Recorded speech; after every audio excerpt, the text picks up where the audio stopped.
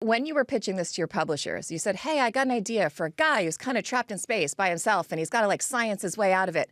At any point, did they say to you, dude, you already wrote this book? Yeah, you already wrote that. Well, I mean, I pitched it to him as like, I've got a first contact story and interstellar travel and stuff like that.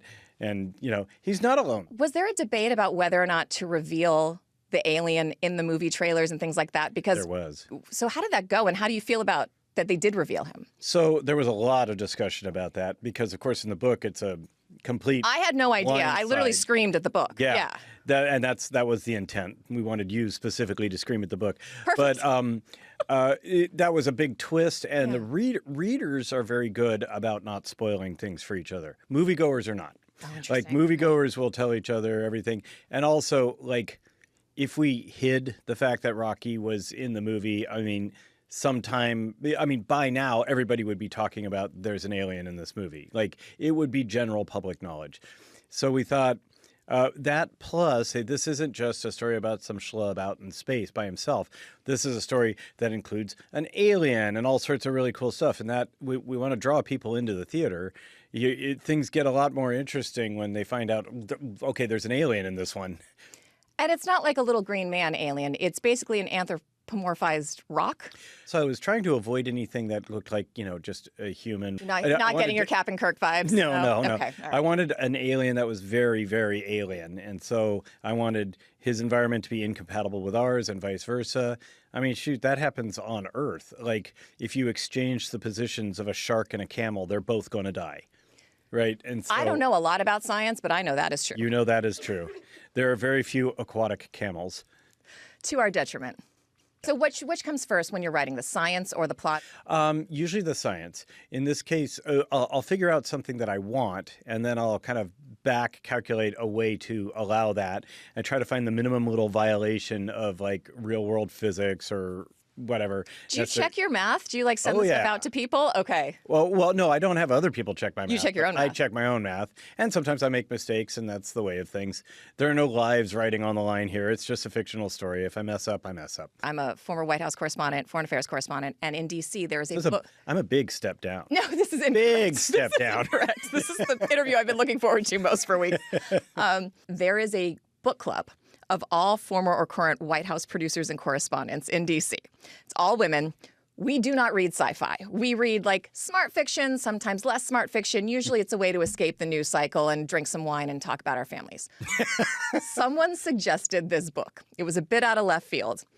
My group chat is blowing up this morning with questions for you because they are all completely obsessed with this. Did you know this was going to have such an appeal to folks who aren't necessarily into sci-fi?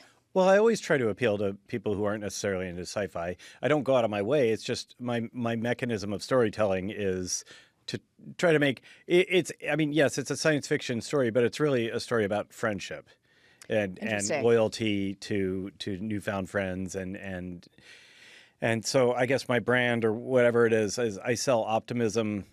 And like I have in real life a very high opinion of humanity, and I feel pretty good about the human species and that I think we're pretty awesome.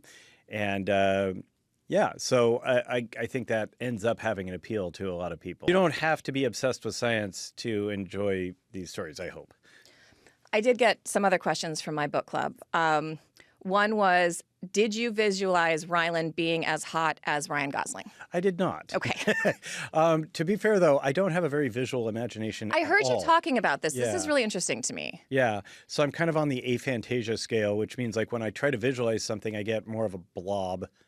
I mean, it's not. So they usually But how does that work when you're writing? It's conceptual. Like, so in my mind, what I'm seeing is a concept, like a blob of a person talking to a blob of another person in a sort of a blobby, undefined background. The best way to describe it would be is if you've ever had a dream and, you know, the focus of the dream is you talking to to the magical cat or whatever's happening in your dream. The background, like describe the background. It's like you didn't define it in your head. And so you can't really tell me what's in the background.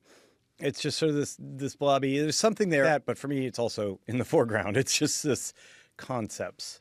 I mean, I personally like that about your writing because it allows the reader to kind of fill in a bunch of those details, which is why I think we were all so interested in seeing Rocky, the alien, because I had a really hard time picturing what that looks like. I could tell you, oh, he has a pentagonal thorax, kind of, and he has like 5 legs, and they each end in 3 claws. But I don't know, like, if his limbs were skinny or thick, or if they're smooth or bumpy, or if they're symmetrical or asymmetrical. So when I went to the model shop during the shoot, when I went to the model shop and saw Rocky, that was like the first time I'd seen Rocky. It was like, oh, I get it. Oh, so that's what Rocky looks like. Now I know. That's incredible. And you and I were talking briefly earlier. It seems like Rocky might be getting better VIP treatment than you on the press tour. Do you want to explain what you were saying to me earlier about who gets the nicer hotel suite? Yeah. For our viewers who don't know, Rocky is it's a practical effect. So it's a giant like puppet that's operating. I love practical effects. Yeah. It's as practical as it gets. I mean, there's CG, of like course, smoothing of the motions, some and like some of the finger movements and stuff like that. And there's plenty of CG shots, let's be clear. And also the digital removal of all the sticks of puppeteers and things.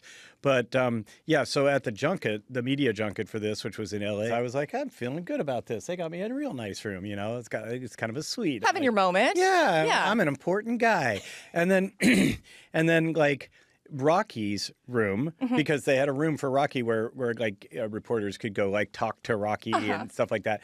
Rocky got the presidential suite on the top floor. It's a penthouse. So I go up to Rocky's room, and he's got a grand piano in his room, stuff like that. And I mean, the reason is because they really wanted high security around that puppet. It's an irreplaceable prop. It's they just didn't want you feeling too good about yourself. Yeah, I know. Big climactic career moment. Yeah, and Rocky gets the presidential suite. I just thought that was funny. Finally, you said you're optimistic about the human race, and one of the things that I also read The Martian, love The Martian. One of the things that I think was so interesting about this book is initially your main character is kind of a weenie. He doesn't want to do the thing. No, they make him do the thing. And the arc of his personal growth over time in the book is quite incredible and redeeming. Is that kind of what you're hoping for the rest of us? There's no deeper meaning. I just wanted to, so I'm always trying to work on my character depth, complexity, and nuance, because I think that's my weakest part of writing.